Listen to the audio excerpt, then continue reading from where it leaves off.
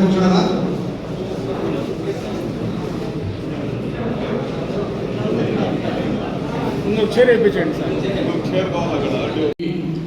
ఇప్పుడే చెప్పారు పెద్దలందరూ, ఇది శాంతి సమావేశం కాదు, ఇది ఒక వినాయక చవితి యొక్క కోఆర్డినేషన్ కమిటీ, సమన్వయ కమిటీ అని చెప్పి బాట్సారి అన్న గారు, అదేవిధంగా మా కన్నల్ నిజాం ఎంపీ, మాజీ ఎంపీ గారు అన్నారు.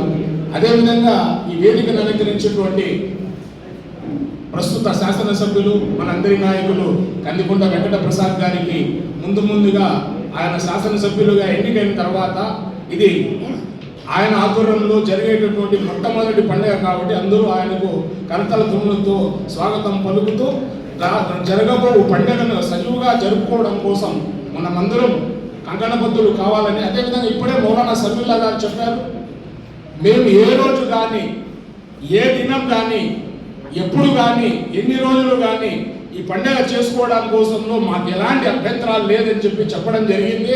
అదేవిధంగా ఈ కదిరి ఒక విషయం చెప్పదలుచుకున్నా, ఎప్పుడో ఈ 360 సంవత్సరంలో ఉంటే దాదాపు 364 రోజులు మనం ఏం చేస్తామంటే రే అన్న గడిగెనగింగే అనేది, రే ఉన్నే హాంగింగిరే అనేది.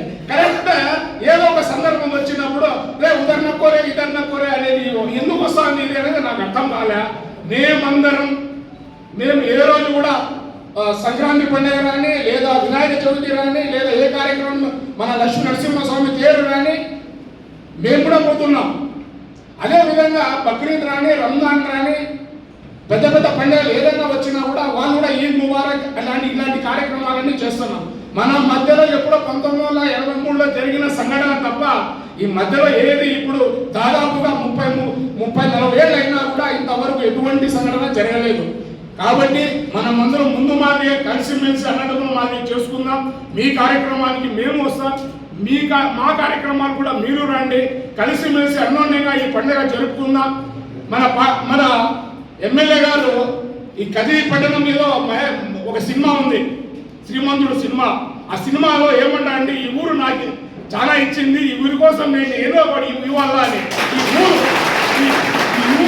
ఈ ఊరి కోసం ఆయన చాలా చేశాడు, ఈ ఊరి ప్రజల బాగోగుల కోసం ఆయన చాలా చేశాడు, ఈ ఊరి మంచి కోసం ఆయన కంకణబద్ధులు అయ్యాడు. కాబట్టి ఆయన అందరూ కుల మతాలకు అతీతంగా సహకరిద్దాం, కదిరి శ్రీమంతుడి పేరు నిలబెడదామని చెప్పి సందర్భంగా తెలియజేసుకుంటూ సెలవు తీసుకుంటున్నాం. జై హింద్, జై భారత్. అలంకరించినటువంటి గౌరవనీయులు మా గౌరవ శాసనసభ్యులు శ్రీ కందికొండ వెంకట ప్రసాద్ అన్న గారికి, మాజీ శాసనసభ్యులు శ్రీ ఎంఎస్ పార్థసారథి అన్న గారికి, మరియు ఎక్స్ఎంపీ నిజాం అన్న గారికి, మౌలానా సమీల్లా సార్ గారికి, మన గౌరవ డిఎస్పీ మేడం గారికి, గౌరవ సిఐ సార్ గారికి, ఇక్కడ విచ్చేసినటువంటి వివిధ శాఖల ప్రతి ఒక్క అధికారికి, మరియు వినాయక భక్త మండపాల సభ్యులందరికీ ప్రతి ఒక్కరికి మా హృదయపూర్వక నమస్కారములు తెలియజేసుకుంటూ ముఖ్యంగా 2 మాటలు ముగించేస్తున్నాను. మన పుట్టపర్తి సాయిబాబా గారు ఒక స్లోగన్ చెప్పారు, మతములన్నీ వేరు మార్గము ఒక్కటే, మతములన్నీ వేరు మార్గము ఒక్కటే, దర్శనములు వేరు దైవము ఒక్కటే, ఆభరణములు వేరు బంగారం ఒక్కటే, పుష్పములు వేరు పూజ ఒక్కటే అంటారు. మనమంతా వసుదైవ కుటుంబం. దయచేసి భిన్నత్వంలో ఏకత్వం ఎక్కడన్నా ఉందా అంటే అది మన పవిత్ర భారతదేశంలోనే ఉంది. ప్రతి ఒక్క ముస్లిం 5 పూటల తన నమాజులో ముత్తాడే నేల ఏదంటే మన భరతమాత అని చెప్పేసి ఈ సభాముఖంగా తెలియజేసుకుంటూ, మేము చనిపోయినప్పటికీ కూడా మమ్మల్ని ఖననం చేసేది కూడా ఈ భూమిలో అని చెప్పేసి తెలియజేసుకుంటూ, మనము ఈ భూమాత బిడ్డలము, మనందరం అన్నదమ్ములము, పరస్పరం ఒకరినొకరు గౌరవించుకుంటాము. ఇంతకుముందు మా గౌరవ మాజీ శాసనసభ్యులు శ్రీ ఎంఎస్ పార్థసారథి గారు ఒక మాట అన్నారు, చాలా మంచి మాట. అది మా తాతగారు చెప్పే మాట. మన మక్కా అలంహావలి మసీదు ఏదైతే తేరు ప్రాంతంలో ఆ మసీదు దాదాపు 750 సంవత్సరాల చరిత్ర కలిగిన మసీదు. అదేవిధంగా ఖాద్రి వృక్షం నుండి ఉద్భవించే స్వయంభూ అయినటువంటి శ్రీ లక్ష్మీ నరసింహస్వామి కూడా దాదాపు 800 సంవత్సరాల పైచిలుకే అని చెప్పి తెలియజేసుకుంటూ, అప్పటి మన ముత్తాతల తాతల గారు కూడా ఒక కట్టుబాటు అనేది పెట్టినారు. రంజాన్ నెల ఏదైనా వస్తే మన దేవస్థానం వారి తరపు నుండి ఆ డబ్బులతో మసీదుకు సున్నం వేయించడం అయితేనేమి, ఎవరైనా ఉపవాస దీక్ష విరమణ అప్పుడైతే అవి మట్టి పాత్రలు ఇఫ్తార్ కోసము వచ్చేది మన కుమ్మరి సోదరులు. ఇటువంటి కట్టుబాట్లు మరియు మన లక్ష్మీ నరసింహస్వామి తేరుకు ఏదైనా మరమ్మతులు ఉంటే అది ముస్లిం కొలి కంపెనీ వాళ్ళు ఈ రోజు వాళ్ళకు భత్తాలు పంపిస్తారని చెప్పేసి కూడా తెలియజేసుకుంటూ, అదేవిధంగా మన లక్ష్మీ నరసింహస్వామికి అంకురార్పణ జరిగేటప్పుడు మన ఆలం కావలి మసీదు నుండి పట్టు వస్త్రాలు తీసుకొని పోయే సాంప్రదాయము అది జరిగిందని చెప్పేసి శుభాముఖం మరొకమారు మీ అందరికీ తెలియజేసుకుంటూ, ఎప్పుడో ఏదో దురదృష్టకర సంఘటన జరిగి ఉండవచ్చు, కానీ మా ఊరు ఎంత పవిత్రత అంటే ఒక హిందూ ముస్లింని రేలోడు ఆడిపోతాడు అంటే మామ ఇక్కడికి పోయేసానంత సంస్కారం ఉన్న ఊరు మందే చెప్పేసి తెలియజేసుకుంటూ, మనము రాబో భావితరాలను కూడా మనం ఆదర్శంగా ఉంటామని చెప్పేసి ఈ సభాముఖాన్ని తెలియజేసుకుంటూ, ఈ అవకాశం ఇచ్చిన పెద్దలందరికీ మరొక మారు మనస్ఫూర్తిగా నేను కృతజ్ఞతలు తెలియజేసుకుంటున్నాను. నమస్కారం సార్. సంతోషంలో భాగంగా అల్లరి ఉండాలి, కానీ కేవలం అల్లరే మనము ప్రాధాన్యత ఇస్తూ చేసేటువంటి పండగ కాదని యువకులు ప్రత్యేకించి నేర్చుకోవాలి. ఎందుకంటే మీరు ఉండేటువంటి మీ ఉత్సాహం అనేది ఆ రోజున మీకు ఉండే సంతోషాన్ని, మీకు ఉన్నటువంటి ఎనర్జీ లెవెల్స్ ని డెమాన్స్ట్రేట్ చేసేటువంటి వేదిక అయింది కాబట్టి మీరు ఆ స్థాయిలో అలా చేయాలనుకుంటారు. అది తప్పు కాదు, ఆ వయసులో అది ఉంటుంది.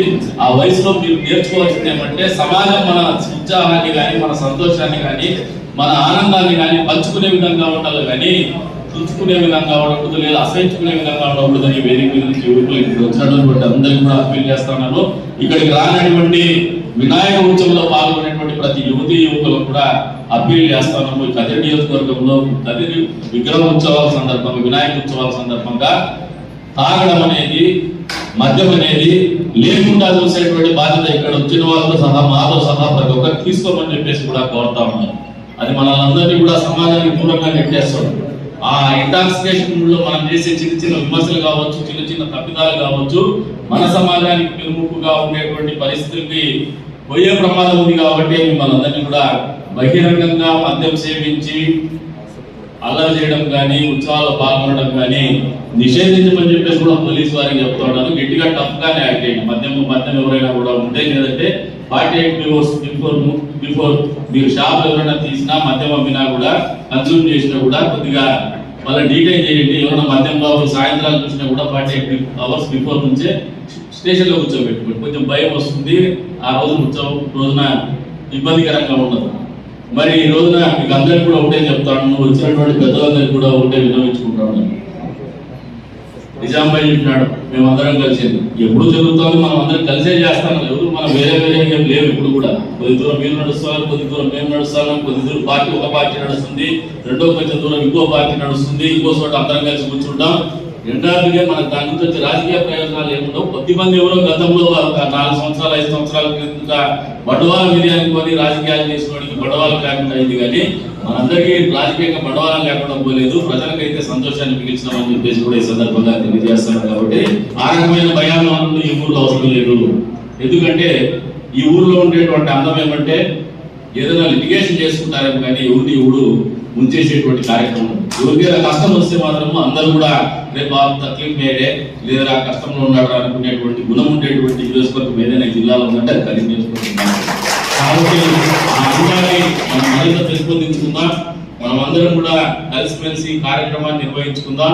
అధికారులకు కూడా చెప్తున్నా, don't confine or conclude by 5 days. మళ్ళీ ఒక డిబేట్ పెట్టుకుందాం. 1-2 days లో జిల్లా అధికారులతో మాట్లాడదాం, సంప్రదిస్తాం. పిల్లల ఆలోచనకు అనుగుణంగా నిర్ణయాలు తీసుకునేటువంటి ఆలోచనతో ముందుకు పోదామని చెప్పేసి కూడా పిలుపునిస్తూ మరొకసారి ఇచ్చేసి సమయాన్ని ఇచ్చేసి వాళ్ళ వంతు సోషల్ రెస్పాన్సిబిలిటీ ఏదో సామాజిక బాధ్యత కింద గణేష్ ఉత్సవ సమన్వయ కమిటీ సమావేశానికి హాజరైనటువంటి అధికారులకి, నాతోటి సహచరులకి, ఇచ్చేసినటువంటి మత పెద్దలకి, పాత్రికేయ మిత్రులకి పేరు నమస్కారాలు. అదేవిధంగా విచ్చేసినటువంటి యువకులు ఉత్సవ కమిటీ వారు ఉన్నారు, వాళ్ళందరికీ కూడా అభినందనలు, శుభాభినందనలు. మనం ప్రతి సంవత్సరం కూడా ఒక ప్రాక్టీస్ కింద పెట్టుకొని చేసుకుంటూ పోతున్నాం. పిల్లలు ఇప్పుడే ఉత్సవ కమిటీ మండపాలు పెట్టే వాళ్ళు ఎంతమంది వచ్చినారు? చేతులు ఎంత మండపాలు పెట్టే వాళ్ళు ఎంతమంది వచ్చినారు? ఈ మండపాలు మీరు నిర్వహిస్తారు కదా, ఇప్పుడు చేతులు ఎత్తిన వాళ్ళు ఎవరికి 5 రోజులు కాదు, ఎవరికి 7 రోజులు కాదు చేతులు ఎత్తారు.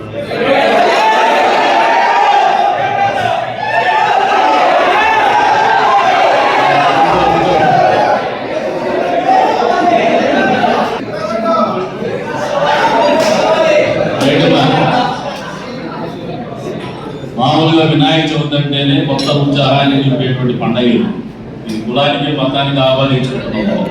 మామూలుగా చిన్నారులందరూ కూడా దీపావళి పండుగ ఉత్సాహం చేసుకుంటే, గణేష్ నిమజ్జనం, గణేష్ ఉత్సవం అనేది, గణేష్ పండుగ అనేది యువతీ యువకులు పెద్ద ఎత్తున ఆదరించేటువంటి పండుగ, అభిమానించేటువంటి పండుగ, ఆచరించేటువంటి పండుగ.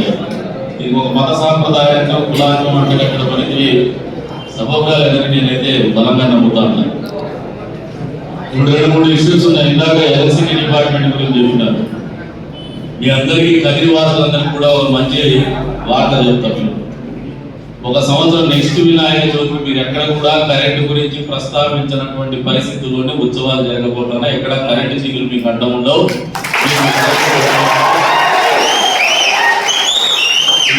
ఆగస్టులో చెప్తున్నాం, 24 ఆగస్టు, 25 ఆగస్టు కల్లా మీకు ఎక్కడ కదిరి పట్టణంలో వినాయక చవితికి కావచ్చు, లేదంటే నరసింహస్వామి ఉత్సవాలకు కావచ్చు, లేదా ఇతరత్ర కారణాలకు కావచ్చు, కరెంటు తీగలు అడ్డు లేకుండా ఉంటాయి. కరెంటు కోతలు అనేది ఉత్సవాల సందర్భంగా ఉండవని చెప్పేసి కూడా ఈ సందర్భంగా మా ప్రభుత్వం తరఫున మీకు మాటిస్తాను.